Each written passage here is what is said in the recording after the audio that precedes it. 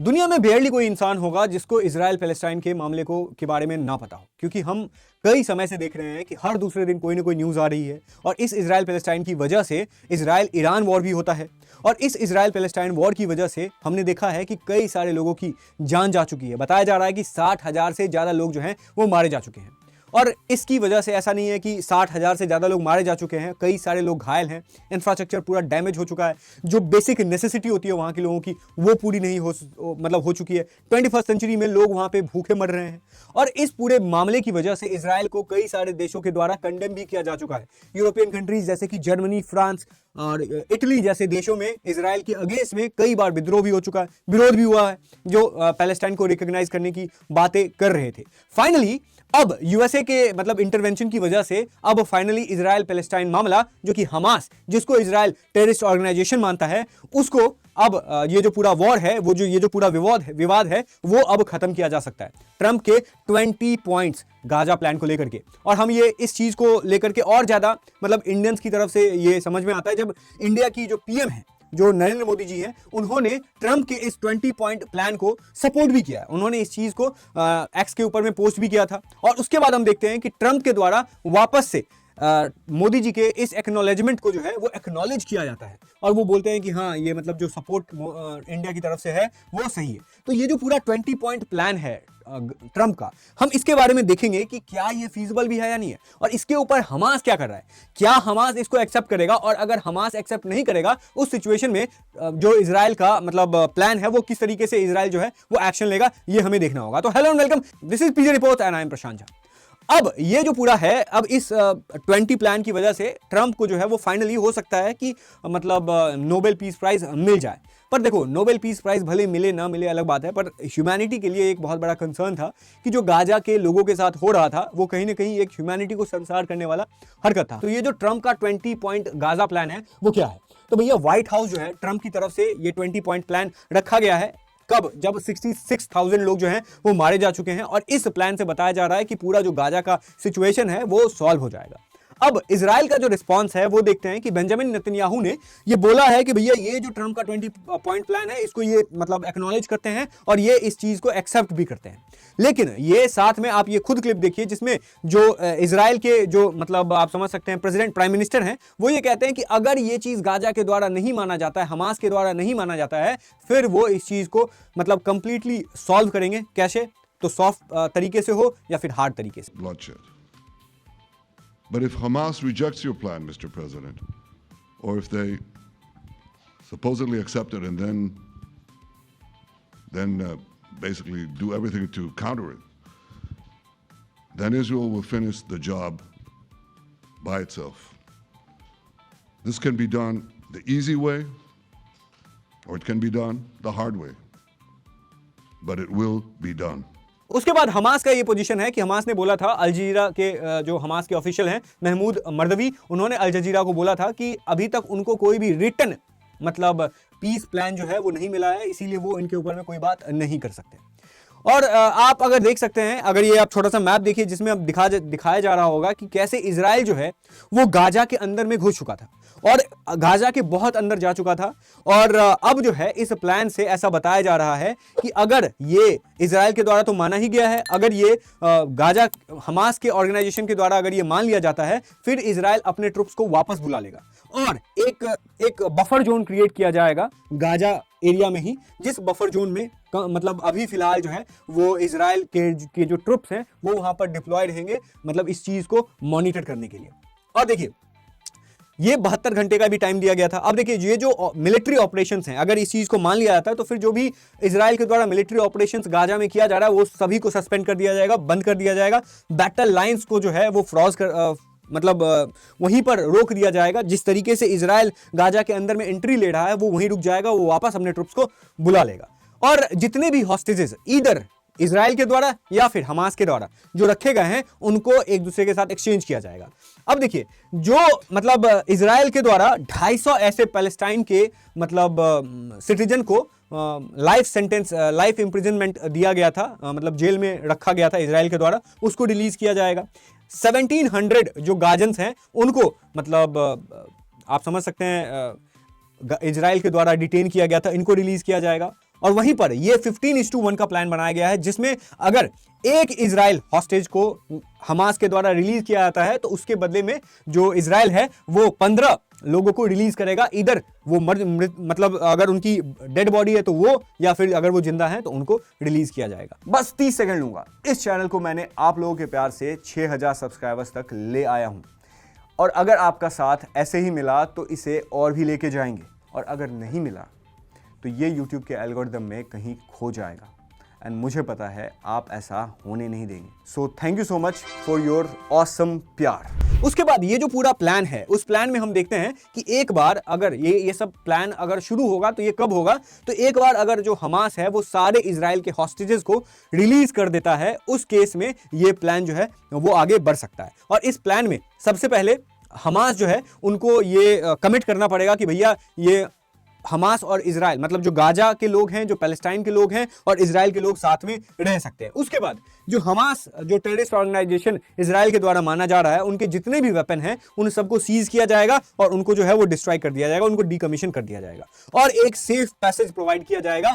मतलब गाजा से अगर कोई भी हमास के लोग हैं, चाहे गाजा के लोग हैं, जो मतलब गाजा को छोड़ के बाहर दूसरे देश या दूसरे जगह जाना चाहते हैं, वो जा सकते हैं। और इस सिचुएशन के बाद मतलब जो ह्यूमैनिटेरियन एड का सिलसिला है वो वापस से शुरू हो जाएगा। जो वाटर की सिस्टम, जो इंफ्रास्ट्रक्चर डैमेज हुआ था, उन सबको वापस से ठीक किया जाएगा, जिससे साफ पानी जो है, जो कि बेसिक नेसेसिटी होती है किसी भी इंसान के लिए, वो वापस से प्रोवाइड किया जाए। जो इलेक्ट्रिसिटी जो अभी तक गाजा के लोगों को नहीं मिल रही है, क्योंकि जो पावर ग्रिड है वो डिस्ट्रॉय किया जा चुका है, वो मिल पाएगा। और सबसे इंपॉर्टेंट, जो घायल लोग हैं, जिनको मेडिकल फैसिलिटी की जरूरत है, हॉस्पिटल्स की जरूरत है, डॉक्टर्स की जरूरत है, उनको वापस से वो सारी चीजें मिल सकेगी। उसके बाद ये जो पूरा एड डिस्ट्रीब्यूशन का जो सिचुएशन है, पूरा जो मतलब प्लान है, वो कैसे होगा, तो इसमें यूनाइटेड नेशंस का एक बड़ा रोल होगा।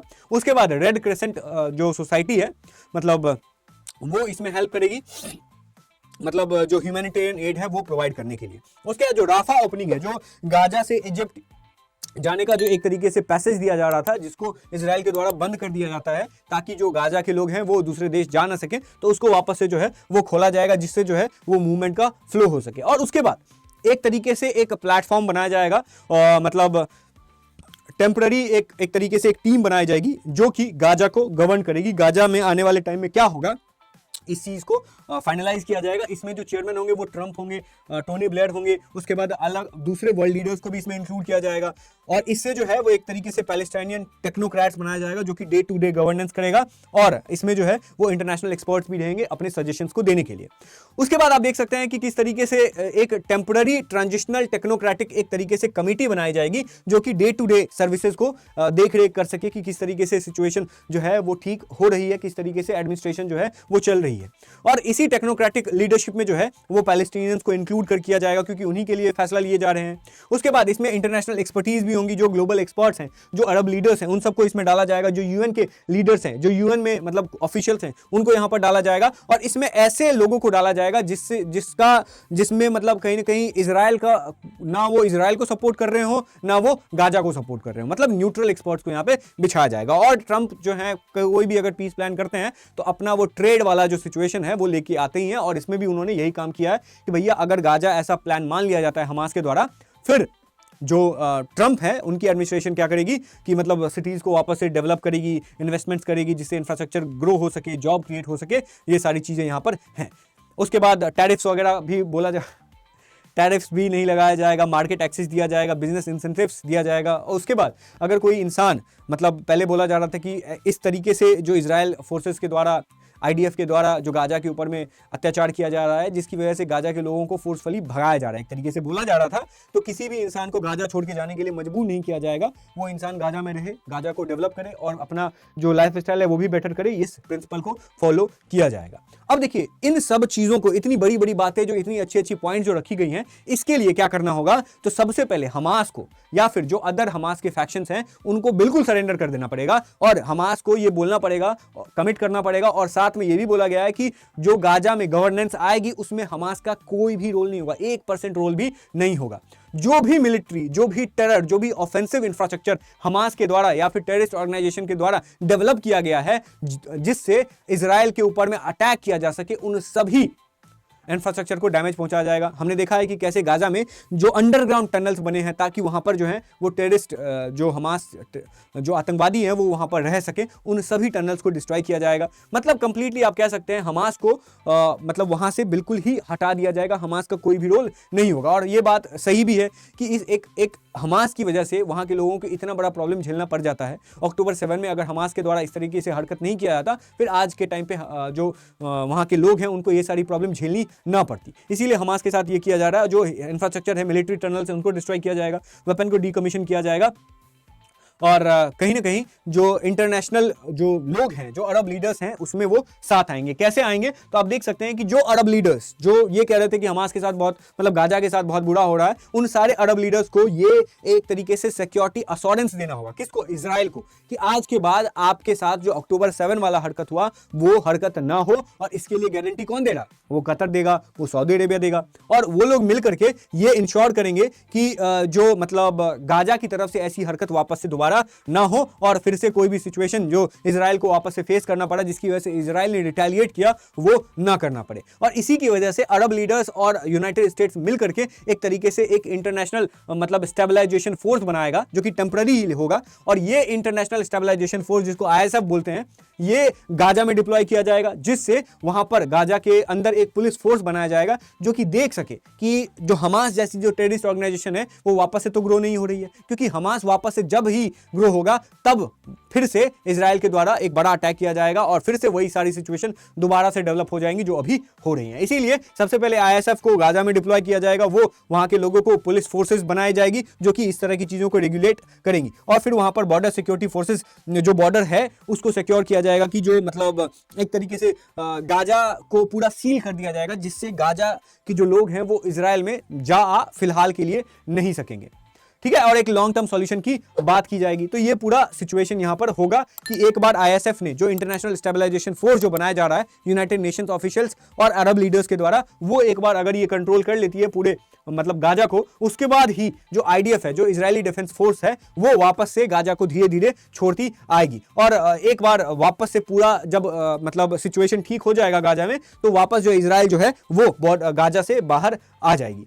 और हमास का कोऑपरेशन इसमें बहुत ज़्यादा जरूरी होगा। हमास जब तक इस प्लान को अग्री नहीं करेगा तब तक ये सारी सिचुएशन मतलब ठीक नहीं हो पाएंगी। और इसी की वजह से जो मतलब बोला जा रहा है कि अगर हमास के द्वारा इस पीस प्लान को रिजेक्ट किया जाता है तब क्या किया जाएगा। तो उस सिचुएशन में जो मतलब इजराइल है वो अपना काम तो करेगा ही, लेकिन जो ह्यूमैनिटेरियन एड है वो कंटिन्यू रहेगा, मतलब उन लोकेशंस पे कंटिन्यू होगा जिसको टेरर फ्री जोन इजराइल के द्वारा बताया जा रहा है।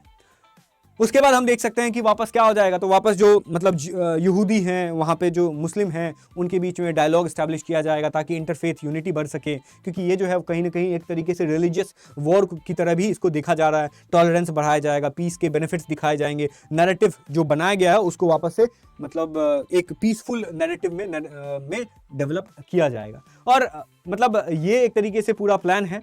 गाजा को रिकंस्ट्रक्ट करना है, US इसमें इंटरवीन करेगा। USA जो है वो अपना बड़ा दिल दिखाएगा और बताएगा कि वो किस तरीके से इजराइल और गाजा के बीच में वापस से पीस एस्टैब्लिश किया जा सके। और ये तभी संभव हो भी पाएगा जब USA मतलब एक्टिवली इसमें इन्वॉल्व हो। और ये अगर एक बार हो गया तो फिर जो ट्रंप हैं उनको नोबेल पीस प्राइज मिल जाएगा। तो आपको ये वीडियो आई होप कि अच्छा लगेगा, क्योंकि ये ह्यूमैनिटी के लिए एक तरीके से बड़ा कदम है मेरे हिसाब से। तो अगर आपको ये वीडियो अच्छा लगा तो इस वीडियो को लाइक कीजिएगा, उन लोगों के साथ शेयर कीजिए जो इजराइल और हमास के बीच में जो कॉन्फ्लिक्ट चल रहा था, इस चीज़ को लेकर के काफ़ी कंसर्न थे।